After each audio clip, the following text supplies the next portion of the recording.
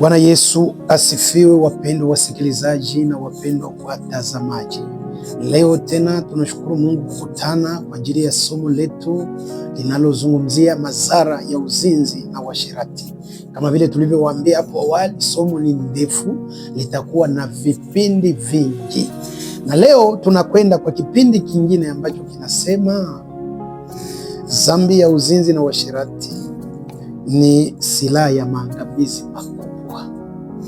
Hili ndilo somo ambalo tunataka kulizungumzia, kwamba uzinzi na uasherati ni silaha ya maangamizi makubwa. Hebu tuombe. Mungu Baba, asante tena, maana leo umetupatia neema ya kukusanyika ili tena tuweze kuita jina lako, tuweze kuzungumzia neno lako. Mbariki huyu mtazamaji, mbariki huyu msikilizaji, ili kupitia neno hili tena afanye hatua, afanye uamuzi na jina lako liweze kutukuzwa katika maisha yake. Asante maana utatuwezesha. Roho wako Mtakatifu atuongoze na kutuangaza katika mambo yote, mwanzo mpaka mwisho, kwa jina la Yesu Kristo, amen. Hebu tusome barua ya kwanza ya Paulo kwa Wakorinto sura 6 mstari wa 9 mpaka 11. Wakorinto wa kwanza 6:9 yake mpaka 11 inasema hivi: ninyi mnajua hakika kwamba watenda mabaya hawatapata urithi katika ufalme wa Mungu. Msidanganyike, waasherati, wenye kuabudu sanamu, wazinzi, waasherati, wa mke kwa mke na mume kwa mume, wizi, wenye tamaa, walevi, watukanaji, wanyang'anyi, watu wale wote hawatapata urithi katika ufalme wa Mungu. Amen. Bwana wetu asifiwe. Hapa tumepata hesabu ya watu ambao hawana sehemu katika urithi, hawana sehemu katika ufalme wa mbinguni. Kama umefuata usomi, wameanza wazinzi, wametia washerati, baadaye wamesema washerati wa mume kwa mume na mke kwa mke, wale wote hawana sehemu katika ufalme wa mbinguni. Somo letu ni kwamba uzinzi na uasherati ni silaha ya maangamizi makubwa katika ulimwengu wa roho. Shetani anatumia uzinzi na uasherati kwa kuangusha maelfu, mamilioni ya watu kwa siku kupitia jambo hili. Ni kwamba ni silaha kubwa sana ambayo shetani anaitumia kwa kupotosha watu na kuwaangamiza kiroho. Bwana wetu atusaidie na atutie nguvu tuweze kushinda. Ametia matawi kadhaa ya kuangusha watu ndani ya uzinzi. Kwa namba ya kwanza, mmetoka kusikia jinsi neno linatuambia wazinzi. Wazinzi ni watu ambao wameoa na kuolewa, lakini wanaacha wake zao, wanaacha waume zao na kwenda tena kukutana kwa tendo ya ndoa nje ya ndoa zao. Hawa ni wazinzi. Tunapokusanya ni watu ngapi wanaanguka kwa siku kupitia jambo hili, utagundua kwamba ni watu wengi ambao wanaenda nje ya ndoa zao. Ile ni tawi moja, au tungesema ni departema moja ambayo shetani anaitumia kuangusha maelfu. Tawi lingine ni uasherati. Utakuta binti hajaolewa, kijana mvulana hajaoa, anajiruhusu kufanya tendo ya ndoa. Kibiblia hairuhusiwe, hata katika taratibu za jamii zetu na jamaa hairuhusiwe. Hawa nao tukiangalia kwa siku, ni wabinti ngapi ambao wanajiruhusu kufanya tendo la ndoa na hawajaoa?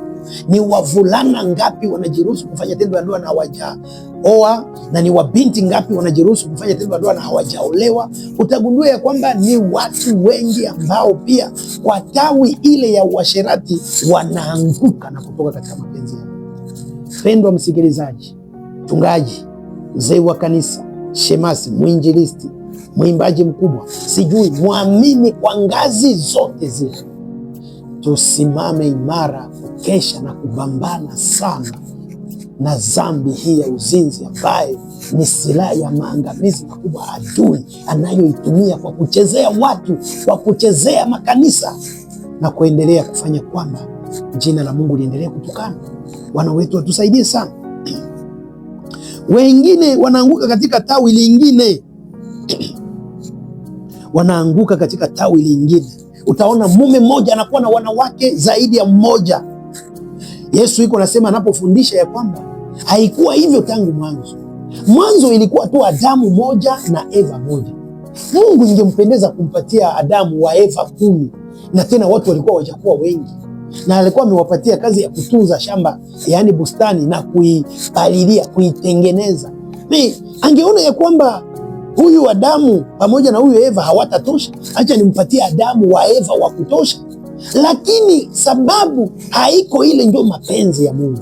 Mungu aliona ya kwamba Eva moja na Adamu moja wanaeneana, Adamu moja na Eva moja inatosha. Hawa wote ambao wanakuwa na wanawake 2, 3, 4 na kuendelea, hawa wote wamepotea. Bwana wetu watusaidie sana. Na wengine wanajipatia sheria. Mbona katika Biblia fulani alioa wanawake fulani, fulani alioa wanawake fulani? Kuna mambo mengine yanakuwa ndani ya Biblia ili yatuelekeze, lakini hawatupatie kwamba tuyatekeleze, tuyapratike katika maisha yetu, lakini yanatupatia kama vile tahadhari na mafundisho. Bwana wetu watusaidie sana. Watu wanapokuwa wamelemewa na tamaa, wameshindwa kuishi utakatifu katika miili yao, alafu wanataka kutafuta shairi za Biblia zitakazowasaidia kutimiza tamaa zao kwa kuyatafsiri vibaya. Pendwa msikilizaji, kwa njia hii watu wengi wanapotea. Ni silaha ya maangamizi makubwa shetani anayoitumia kutingiza dunia, kuharibu dunia, kuharibu kanisa.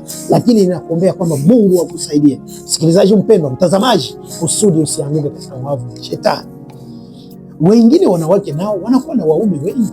Utakuta mke iko ndani ya ndoa yake, lakini na nje anakuwa na wanaume wengine. Hawa wanawake nao wamepotea. Ile nao ni tawi ambayo kama tungelisema kila tawi watu wajiandikishe. Ni wangapi wameenda nje ya ndoa zao? Ni wangapi wameoa wanawake wengi? Ni wangapi wanakuwa na wanaume wengi? Ni vijana ngapi, wavulana au wasichana wanaosharatika na wajao? Utagundua ya kwamba ni mamilioni ya watu ambao wanapotea. Lakini tunakutangazia kwamba una haja ya kurudia tena, utengeneze maisha yako, tubu kabisa ipasavyo na urudie kwa Mungu. Bwana wetu atusaidie. Wengine wanaanguka katika tawi ya kuoa nyama. Mtu na akili timamu anakubali kuolewa na nyama. Mtu na akili timamu anakubali kuoa mnyama. Hii ni jambo ya kutisha. Ile nayo ni silaha ambayo adui anaendelea kuitumia ili kuendelea kuangamiza watu. Hawa wote ambao wameoa nyama, wameolewa na nyama, hawa wote wamepotea. Bwana wetu watusaidie sana. Tawi nyingine ambayo shetani anaendelea kuitumia kwa kuendelea kuangusha watu ni kwamba wengine wanazini kupitia kuangalia video kwa telefoni zao, simu zao za mkono. Alafu wanapoangalia hizi video mara moja wanaanguka. Na Yesu alifundisha ya kwamba mtu akimwangalia mwanamke na kumtamani amekwisha kuzini naye. Ina maana kwamba na wewe mwanamke ukimwangalia mume na unamtamani, na wewe umekwisha kuzini naye. Alafu kwa njia hii mamilioni ya watu wanaanguka, na shetani amevutia kuleta mivalio michafu kwa wabinti, hata kwa wamama ambao wanaolewa. Ndio inayoleta huzuni sana, tena wale wanaojiita wa Kristo. Unapoona wanavaa ni kwamba wamepata upulizio wa mapepo, wamepata upulizio wa shetani, ili watu watakao waona watamani na wakuwe wameanguka. Wewe ambaye unavaa vibaya, unafanya kampeni ya baba yako shetani. Bwana wetu watusaidie sana.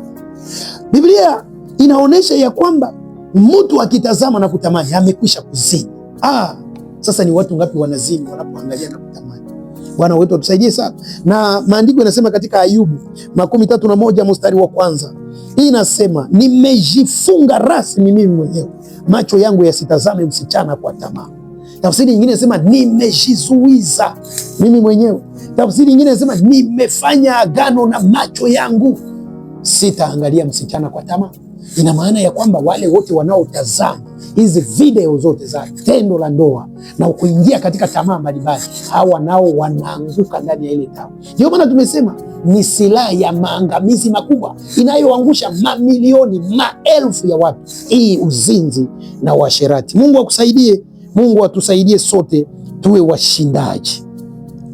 Wengine wanazini kupitia message za simu zao. Unapoona message ambayo anaiandika, kama baba mchungaji wake angemwambia amuoneshe hiyo message, hawezi kukubali, sababu hiyo message yao yenyewe ni uzinifu kabisa unaokamilika. Kama mzazi wake angeona ile telefoni na asome hiyo message, kama mume wake au mke wake angeona hiyo message, ni kwamba message au yenyewe inazini. Hawa nao ni mamilioni ya watu ambao wanavutwa na dhambi ya uzinzi kupitia simu zao za mikono, kupitia message wanazoziandikiana, na wengine wamejiita wao ni makahaba, wao ni wafanya tendo la ndoa lisilokuwa halali. Ndiyo kazi wamekataa zingine kazi zote halali mbele za Mungu na mbele za watu, na wao wamechagua kazi yao ni uzinzi, ni uasherati. Bwana wetu atusaidie sana. Uzinzi na uasherati ndio wamechagua katika kazi zote. Hawa nao wamepotea kabisa. Mungu wetu atusaidie sana. Wengine wanafanya ndoa za muda, ndoa ya mwaka moja, baadaye anakwenda kukamata mke mwingine, mume mwingine. Miaka miwili anakwenda kukamata mume mwingine, mke mwingine. Hawa nao wamepotea. Na wale ambao nilitaka kumalizia, ambao pia wamepotea katika tawi hizi za shetani za silaha ya maangamizi makubwa, ni wale ambao wanaishi pamoja, lakini huyu mume hakutoa mali yoyote kwa ajili ya ule mke. Mpendwa msikilizaji unayenisikiliza, baba unayenisikiliza, una mke, umemwoa kweli? Umetoa mali kweli? Kama hujatoa mali, na wewe ni mzinifu mkubwa. Mama unayenifuata, uko ndani ya hiyo ndoa, uko ndani ya ile nyumba, umeolewa kweli? Walipana mali kweli? Kama hawakutoa mali yoyote kwenu, uko mzinifu mkubwa. Mungu akusaidie unaponisikiliza, unaposikia neno la Mungu, amua kutoka ndani ya hawa ambao wameangamia kwa silaha hii ya maangamizi makubwa.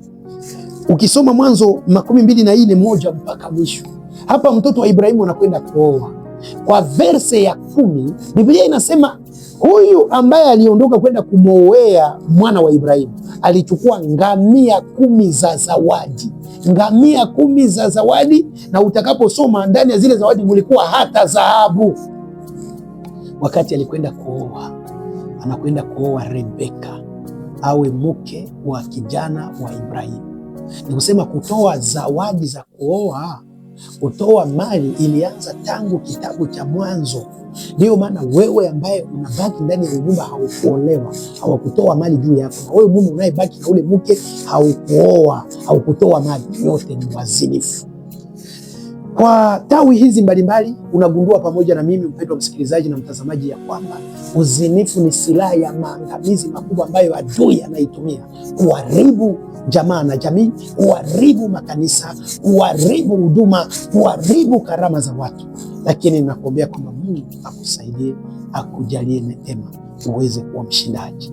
Tuombe kwa ajili yako, Mungu aweze kukusaidia na aweze kukutia nguvu. Baba, ninamwombea huyu mtazamaji, ninamwombea huyu msikilizaji, mjalie neema atoke ndani ya wavu hii ya shetani ambayo inakokota mamilioni ya watu kupitia tawi mbalimbali za uzinzi na uasherati.